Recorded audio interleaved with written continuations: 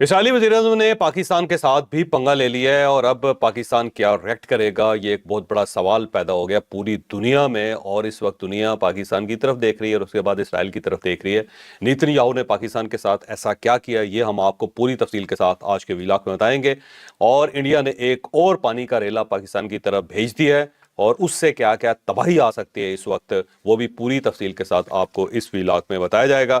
और इसके साथ साथ एमनेस्टी इंटरनेशनल ने पाकिस्तान के ऊपर इल्ज़ाम लगा दिया है कि पाकिस्तान के सरकारी इदारों ने 40 लाख लोगों का डाटा बाकायदा जमा किए, उनके फ़ोन टैप किए हैं और उनकी नकलो हरकत के ऊपर नज़र रखी है। ये कौन से 40 लाख लोग हैं जिनके ऊपर एस्टैब्लिशमेंट ने या फिर पाकिस्तानी इदारों ने फोकस किए रखा है, ये भी पूरी तफसील से आपको आज के व्लॉग में बताया जाएगा।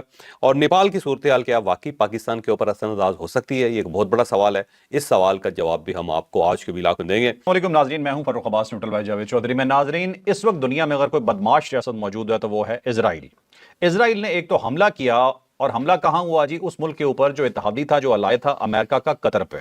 और हमले के बाद ढिठाई की हालत यह है कि वो कहता है मैं दोबारा भी करूंगा। ये पूरी डिटेल से स्टोरी आज आपको बताने जा रहे हैं कि वो किस किस मुल्क को धमकी दे रहा है, क्या क्या दे रहा है। और उन्होंने पाकिस्तान का भी नाम अब शामिल कर लिया है शायद अपनी लिस्ट के अंदर, लेकिन पाकिस्तान उनके साथ क्या करेगा, ये एक बड़ी डिटेल स्टोरी है, ये आपको बताएंगे आज जावेद चौधरी साहब। अब नेतन्याहू ने सबसे पहले पाकिस्तान का नाम लिया, पहली मरतबा पाकिस्तान का नाम लिया। इससे पहले सिर्फ वो भुन बनाते रहे हैं और आगे पीछे दाएं बाएं गुफ्तगू करते रहे, लेकिन कभी भी पाकिस्तान को बतौर मिसाल उन्होंने पेश नहीं किया। तो कल इसराइल की तरफ से बयान आया है कि अगर आपको याद हो तो 9/11 हुआ था और 9/11 के बाद अमेरिका ने अपनी पार्लियामेंट से यह कानून पास करवाया था कि कोई मुल्क भी दहशतगर्दों को पनाह नहीं देगा और अगर कोई मुल्क दहशतगर्दों को पनाह देगा तो हम उसे अपना दुश्मन समझेंगे। और साथ साथ उन्होंने अफगानिस्तान के ऊपर हमला किया, फिर पाकिस्तान के अंदर उसामा बिन लादेन छुपा हुआ था तो उसके ऊपर भी हमला किया।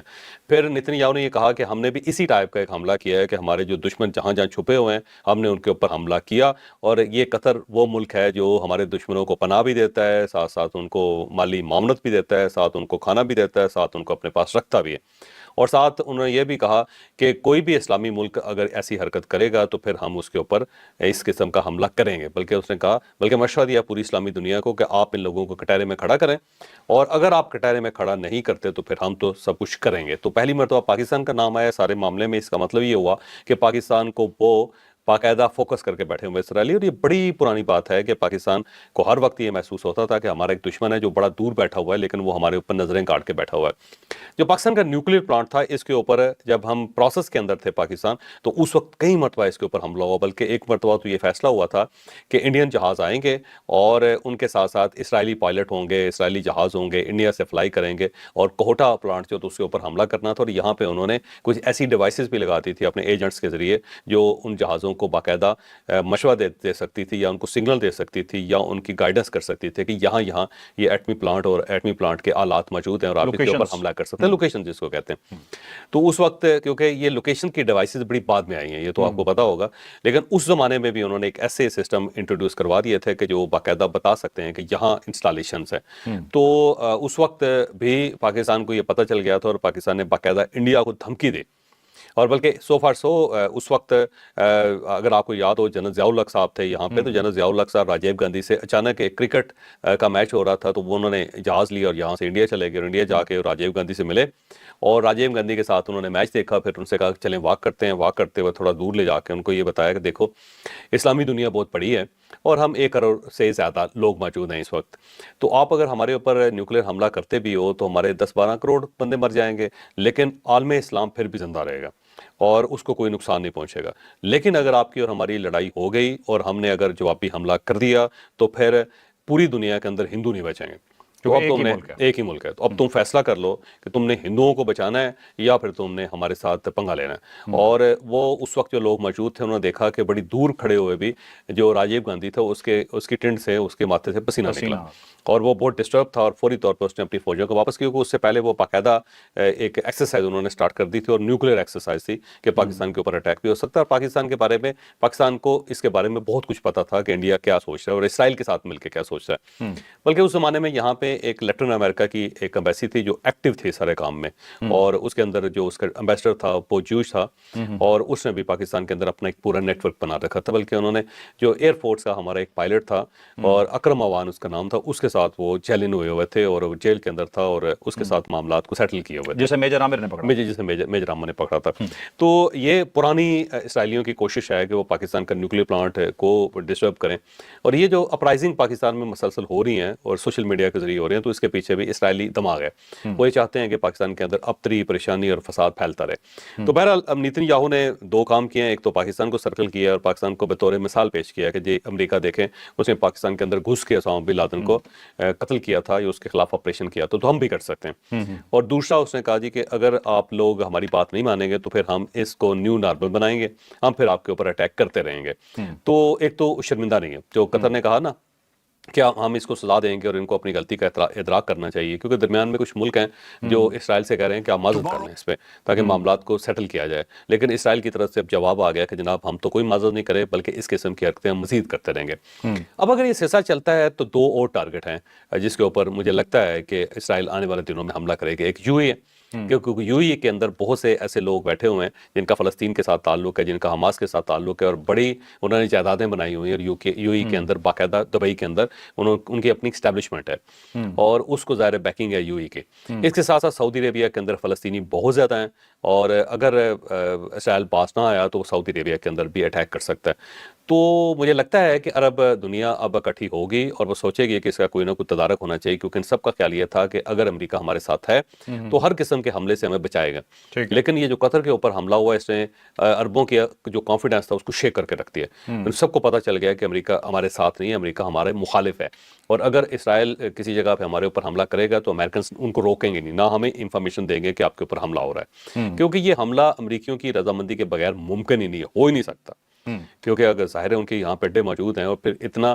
زبردست قسم کا ان کا ویپن یہاں پہ موجود ہے، ویپن کا پوری ایک چین ہے، تو اس کے ہوتے ہوئے اسرائیل کیسے یہ حرکت کر سکتا ہے؟ اور امریکنز کو اگر یہ پتہ نہیں چلا اس کا تو پھر اس کا مطلب یہ ہے کہ امریکن ٹیکنالوجی کمپرومائز ہوگی۔ سینٹ کام کا ہیڈ کوارٹر ہے، الحدید کی ایئر بیس ہے، ان کی بہت بڑی فوج وہاں پہ بیٹھی ہوئی ہے۔ ایک چیز مجھے سب یہاں پہ بتا دیجیے گا ذرا، ایک ملک تھا جب پاک بھارت جنگ کے دوران اس نے پاکستان کو وارن کیا تھا کہ آپ جواب نہ دیں کیونکہ ہم ایک اور غزہ افورڈ نہیں کر سکتے، یہ بات سامنے آئی تھی، ٹھیک ہے؟ یہ کون سا ملک تھا؟ اب یہ عرب ملک تھے، یہ قطر تھا اور یو اے تھے، دونوں ملک تھے جنہوں نے پاکستان کو باز کرنے کی کوشش کی تھی، اور اس وقت انہوں نے کہا کہ معاملات کو سیٹل کریں، اور اس وقت جو پاکستان بڑا حیران ہوا کہ جو ہمارے برادر اسلامی ملک ہیں ان کو ہمارے ساتھ یہ سلوک نہیں کرنا چاہیے، تو انہیں کھل کے ہمارے ساتھ کھڑا ہونا چاہیے۔ جب آرمی چیف کا جواب یہ تھا کہ ہم آپ کے پاس نہیں آئیں گے، ہم آپ کے پاس وہ یہی ملک تھے، یہ ملک تھے۔ اب یہ اپنے آپ کو بچا لیں گے نہیں، غزہ بننے مجھے سے؟ نہیں لگتا۔ اور دوسرا اس کے اندر ایک بڑی دلچسپ بات یہ ہے کہ جو اسرائیل کا اکوپمنٹ انڈیا آیا تھا وہ قطر کے ذریعے آیا تھا، تو قطر کے اندر ہاں جی وہ سارے ڈرونز جو ہیں پایا قطر وایا دوحہ انڈیا پہنچے تھے، اور اس پہ پاکستان نے پروٹیسٹ بھی کیا تھا قطر کے ساتھ،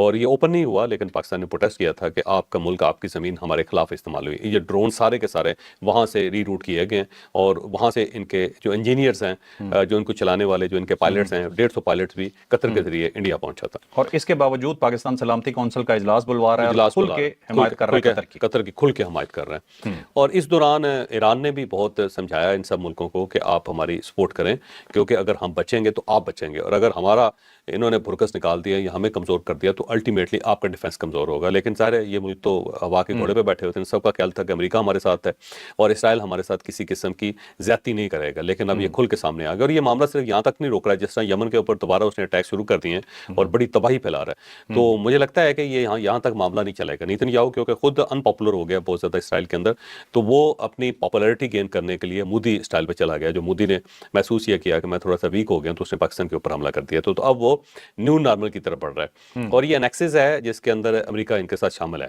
اور ایسا نہیں ہو سکتا کہ ڈونلڈ ٹرمپ شامل نہ ہو کہ اور اس کے بغیر یہ سارا کوئی کام ہو جائے، تو یہ مجھے نہیں لگتا۔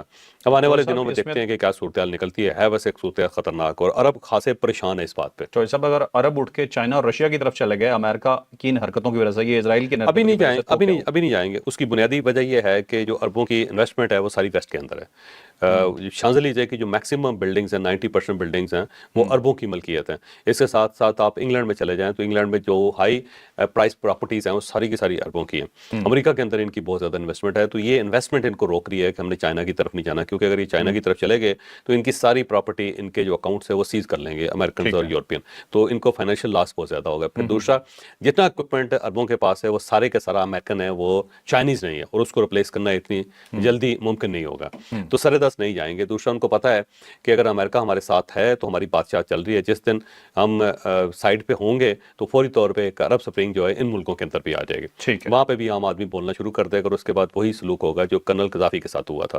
تو یہ اپنے آپ کو بچانے کے لیے امریکہ کے ساتھ لٹکے رہیں گے, لیکن اس قسم کی بے عزتی پھر انہیں بار بار برداشت کرنی پڑے گی.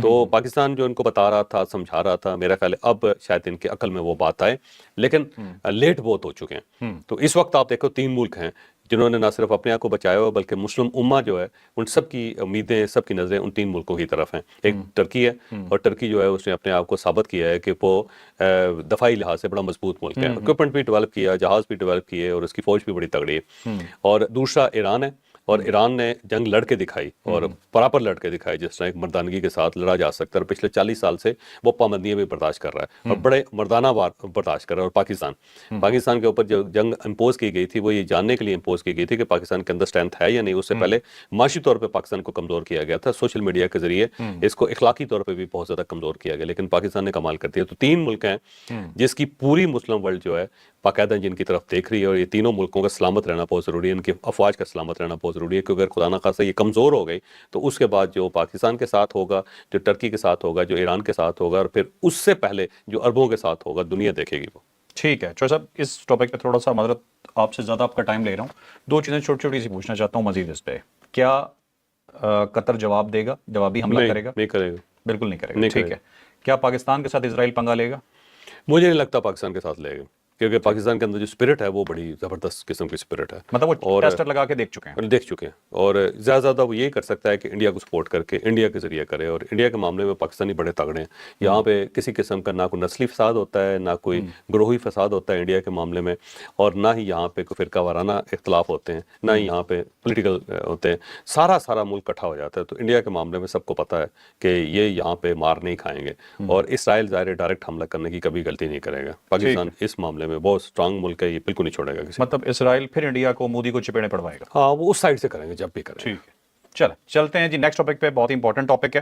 سیلاب جاری ہے جی پاکستان کے اندر, کے پی کے سے گزر چکا ہے, اب سیلاب کی تباہ کاریاں پنجاب میں ہو رہی ہیں, اور اس وقت وہ جا رہی ہیں سندھ کی طرف. لیکن پنجاب کا حصہ ابھی ختم نہیں ہوا, پنجاب میں بہت بڑی تباہی آ رہی ہے, اور اس لیے رہی ہے کہ جیسے ہی سیلاب کم ہونے لگتا ہے انڈیا پیچھے سے پھر سیلاب چھوڑ دیتا ہے. تو پوری آج ایک ڈیٹیل آپ کو بتائیں گے کہ پنجاب کے کون کون سے علاقے اس وقت شدید خطرے میں ہیں, کہاں کے بند توڑے جا رہے ہیں, کون سے شہر خالی کروائے جا رہے ہیں, ڈیٹیل سے جانیں. اب جب ہم یہ ویلاگ کر رہے ہیں تو اس وقت خبر آئی ہے کہ انڈین ایمبیسی کی طرف سے ہماری وزارت خارجہ کو بتایا گیا ہے کہ دریائے ستلج کے اندر ایک اور ریلا چھوڑ دیا گیا ہے, اور اب یہ بڑی تیزی سے آگے بڑھ رہا ہے, اور پاکستان کے اندر ظاہر فوری طور پہ بیل بج گئی, الارم بج گئے ہیں, اور اب جو خطرہ ہے وہ ملتان کو خطرہ ہے. اور ملتان میں اس شریف روڈ جو ہے اس کے اوپر باقاعدہ شگاف ڈال دیا گیا ہے, جس کے بعد 3 بستیاں ہیں, بستی لونگ ہے, بستی کنو ہے, اور بہادر آباد ہے. ان تینوں کے اندر اس وقت پانی ہے, اور یہاں پہ مکانات کو اور لوگوں کو خالی کرنے کا اعلان کیا جا رہا ہے کہ لوگ اپنے گھر چھوڑ کے فوری طور پہ یہاں سے نکلیں. اگر کوئی قیمتی چیزیں ہیں تو ان کو اٹھا لیں, باقی چیزیں چھوڑ دیں, کیونکہ پانی بڑی تیزی سے اس طرف بڑھتا چلا جا رہا ہے. شگاف ڈال دیا گیا,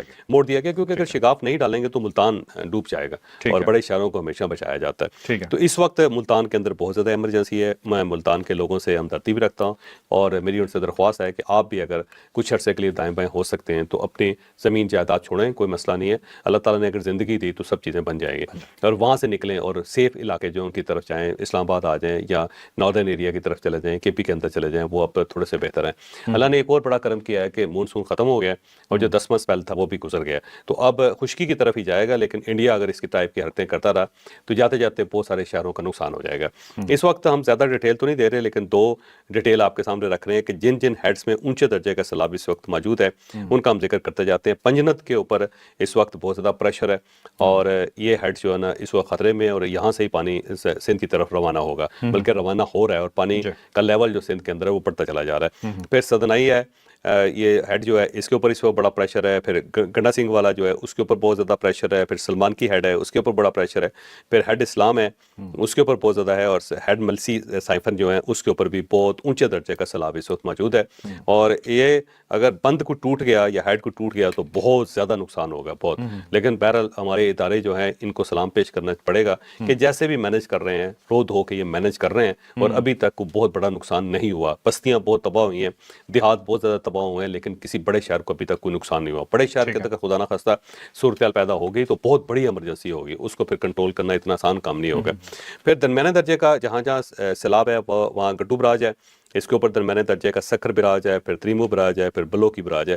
ان چاروں براجز کے اوپر اس وقت درمیانے درجے کا سیلاب ہے، لیکن پانی کا لیول یہاں پہ بھی بڑھتا چلا جا رہا ہے. بہرحال اگلے 1-1.5 دن کے اندر جو سندھ کی صورتحال ہوگی وہ تھوڑی سی خطرناک ہو جائے گی. پہلے سندھ کی صورتحال کچھ خراب ہوئی ہے لیکن ابھی بھی کنٹرولیبل ہے. اب آنے والے دنوں میں دیکھتے ہیں کہ کیا وہاں پہ صورتحال ہوتی ہے. بالکل ٹھیک ہے جی. نیکسٹ سٹوری میں کہوں گا جی آج کی سب سے امپورٹنٹ سٹوری یہ ہے، پاکستان پہ مختلف قسم کے اٹیکس کیے گئے، یہ ملٹری کے ذریعے بھی کیے گئے، یہ انٹرنیٹ کے تھرو بھی کیے گئے، یہ سیاسی طور پہ بھی کیے گئے. اور جب یہ احتجاج ناکام ہوتے ہوئے نظر آئے تو پھر اس طرح سے ہوا کہ انٹرنیشنلی خبریں جو ہیں چھپوانی شروع کروا دی گئی ہیں. یہ خبر دیکھ کے مجھے ایسا ہی لگ رہا ہے، ہو سکتا ہے چوہے صاحب مجھ سے اختلاف کریں، اور یہ خبر اس طرح کی ہے کہ جیسے عام لوگوں کو یہ بتانے کی کوشش کی جا رہی ہے کہ آپ کے ساتھ بڑا ظلم ہو رہا ہے، جو ایکچولی میں نہیں ہو رہا. میرے خیال میں چوہے صاحب سے جانتا ہوں کہ وہ کیا کہتے ہیں، آپ کا اور میرا فون ٹیپ ہو رہا ہے جی، ہمارا کوئی ڈیٹا سیف نہیں ہے. یہ خبر یہ کہہ رہی ہے، ڈیٹیل سے جانتے ہیں یہ ہے کیا. ایمنسٹی انٹرنیشنل ایک ڈیٹا ریلیز کیا، ان کا یہ خیال ہے کہ 40 لاکھ فون ٹیپ ہو رہے ہیں پاکستان کے اندر، اور فائر وال جو ہے وہ بھی اس وقت ٹھیک ٹھاک قسم کی ایکٹیو ہے. اور اس میں انہوں نے کہا جی کہ عام شہری جو پاکستانی ہیں ان کے فون ٹیپ ہو رہے ہیں، تمام صحافیوں کے ہو رہے ہیں، اور جو معروف سیاستدان ہیں ان سب کا فون ٹیپ ہو رہا ہے. پھر انہوں نے بتایا کہ 40 لاکھ کی صلاحیت ہے ہمارے سسٹم میں، اور یہ صلاحیت ہر وقت ایکٹیو رہتی ہے، استعمال ہوتی ہے، بیک وقت استعمال. 2 سسٹم ہے پاکستان کے اندر جو لگے ہیں، فون ٹیپنگ کا سسٹم ہے، اور ساتھ میسیجنگ جو ہے اس کو پڑھنے کا ایک سسٹم ہے. اور ساتھ ساتھ یہ فائر وال جو ہے وہ ہے، اور فائر وال کا نام BMS2 ہے جو پاکستان کے پاس سسٹم ہے. اور اس کے ذریعے بھی 20 لاکھ سے زیادہ جو سیشنز ہیں ان کو بلاک کیا جا سکتا ہے. مثلا ایک کلک کے اوپر 20 لاکھ لوگ جو ہیں وہ آف ہو سکتے ہیں. اور اس کے ساتھ ساتھ یہ بھی بتایا گیا کہ 6,50,000 اکاؤنٹس ہیں جن کو بلاک کر دیا گیا پاکستان کے اندر. اور 3 بڑے پلیٹ فارم ہیں جن کے اوپر پابندی پاکستان کے اندر لگی ہوئی ہے اور فلٹر کیے جا رہے ہیں. یوٹیوب ہے، فیس بک ہے، اور ایکس ہے. اور اس کے ساتھ ساتھ جو انٹرنیٹ ہے اس کو سلو کر دیا جاتا ہے تاکہ یہ استعمال نہ ہو سکے، اور ساتھ ساتھ لوگوں کو بلاک کر دیا جاتا ہے. یہ ایمنسٹی انٹرنیشنل نے بتایا. لیکن اب سوال یہ ہے کہ یہ کوئی بڑی انفارمیشن نہیں ہے، یہ عام سی انفارمیشن ہے، اور اس سے زیادہ جو ہے ہو سکتا ہے پاکستان کے اندر فون بلاک ہو رہے ہیں. بلکہ جو سیلولر کمپنیز ہیں وہ ساری کی ساری فلٹر کرتی ہیں ڈیٹا. اور اگر 18.5 کروڑ لوگوں کے پاس اس وقت موبائل فون ہے تو وہ ظاہر ایک سیلولر سسٹم کے ذریعے جا رہے ہیں جو انٹرنیٹ چلانے والی کمپنی ہے، اور اس کے علاوہ جو موبائل فون کمپنیز ہیں اس سے ڈیٹا فلٹر ہو کے جا رہا ہے. تو آپ یہ سمجھے 18 کروڑ لوگ یا 18.5 کروڑ لوگوں کا ڈیٹا جو ہے وہ سیف بھی ہے اور وہ فلٹر بھی ہو رہا ہے. تو 40 لاکھ تو اس کے سامنے کچھ بھی نہیں. ایک چیز. دوسری بات یہ ہے کہ پاکستان واحد ملک نہیں ہے. امریکہ کے اندر ہر شہری کا ڈیٹا، اس کی کال، اس کے میسیجز سارے کے سارے ریکارڈ ہوتے ہیں. آپ کسی بھی شہری جو ہے اس کا ڈیٹا نکال سکتے ہیں پورے کا پورا. اور وہاں پہ اتنے بڑے بڑے سرورز لگے ہوئے ہیں کہ ساری کی ساری کمیونیکیشن جو ہے انہوں نے جمع کی ہوتی ہے، اپنے پاس اسٹور کی ہوتی ہے. ایون آپ کی آڈیو کالز تک وہاں پہ سیو ہوتے ہیں، اور اسی سے وہ فلٹر کر کے پھر بہت سارے دہشت گردوں کے خلاف کارروائی کرتے ہیں. یورپ کے بہت سارے ملک ہیں جن کے اندر یہ سارا ڈیٹا ان کے پاس موجود ہے. اور کوئی شخص بھی اگر موبائل فون لیتا ہے ساتھ ان کا ID کارڈ لیا جاتا ہے، ساتھ ان کا پاسپورٹ لیا جاتا ہے، اور بعض اوقات تو ان کی باقی رجسٹریشن اور باقی جو چیزیں ہیں وہ بھی ساری لے لی جاتی ہیں. تو ان کے پاس ایک ایک شخص کا ڈیٹا موجود ہے. اور اگر آپ وزٹر ہیں تو آپ اپنے جو پاسپورٹ ہے اس کے بغیر آپ کوئی سم نہیں لے سکتے. تو سارا ڈیٹا ان کے پاس ہوتا ہے. تو پاکستان کے ساتھ کوئی خصوصی سلوک نہیں ہو رہا ہے، یا پاکستان خصوصی سلوک نہیں کر رہا ہے. یہ ایک نارمل سا پروسیجر ہے جو پوری دنیا کے اندر ہو رہا ہے، کوئی انوکھا نہیں ہے. لیکن جو آپ نے خدشہ ظاہر کیا وہ بات بڑی حد تک درست ہے کہ جو انٹرنیشنل باڈیز ہیں وہ پاکستان کے اوپر پریشر ڈال رہی ہیں. پاکستان کے اندر ایک افسوسناک قسم کی صورتحال کریٹ کی جا رہی ہے. یہاں پہ ایک ہوا دی جا رہی ہے نفرت کو کہ جناب دیکھیں آپ کے ادارے آپ کے ساتھ کیا سلوک کر رہے ہیں. بھائی ادارے تو کریں گے یار، ادارے نہیں کریں گے تو کون کرے. دہشت گرد کے ماتھے پہ تو نہیں لکھا نا وہ دہشت گرد ہے، یہیں سے پکڑا جائے، یہیں سے پکڑا جائے. دوسری یہ جو جتنی ایپس ہیں نا، جو فیس بک ہے، یوٹیوب ہے، پھر اس کے ساتھ ساتھ انسٹاگرام ہے، پھر ایکس ہے، تو یہ کیا کر رہے ہیں؟ اس کے پاس بھی تو ڈیٹا ہے نا سارے کے سارے. آپ کی جتنی میسیجنگ ہے کیا ان کے پاس نہیں ہوتا؟ یہ تو پراپر ان کے پاس انالیسس کرنے کا سسٹم ہے. امریکہ اور اسرائیل پہ الزام ہے کہ ہر مطلب چاہے فیس بک ہو، واٹس ایپ ہو، یہ سارا ڈیٹا ان کے پاس موجود ہے، صرف وہ بتاتے نہیں ہیں کہ ہم نے اٹھایا ہوا. جرمن چانسلر نہیں تھی جس نے کہا تھا کہ امریکہ میرا فون ٹیپ کرتے ہیں؟ اچھا ہاں جی، اینجلینا مرکل، اس نے اوپنلی کہا تھا. हाँ, ठीक है। इस तरह करके ओपनली कहा था। तो ये तो पूरी दुनिया के अंदर होता है। चौधरी साहब, ये मेरा ख्याल परेशानी सर वो जानू मानू वाले लोगों के लिए है कि उनके मैसेजेस कॉल्स ना सुनी जाए। वो कहते हैं फायर वॉल हटा कर लें जो दें करना है। ताकि पाकिस्तान के अंदर एक और 9 मई हो जाए। जारी बात है, ऐसे ही लग रहा है, बिल्कुल सही कह रहे हैं। ठीक है, अब चलते हैं जी अपनी लास्ट स्टोरी पे। बड़ी इंपॉर्टेंट स्टोरी है, ये भी इसी तरह से है जी कि रिलेट किया जा रहा है पाकिस्तान को नेपाल के साथ, और जानबूझ के, और मैं अगर सीधा ही कहूं हो सकता है चौधरी साहब फिर इस चीज के अगेंस्ट चले जाए, लेकिन यार तुम्हें हो सकता कैसे पता चलता है यार? मुझे पता है कि मैं पीटीआई के खिलाफ कहने लगा हूं।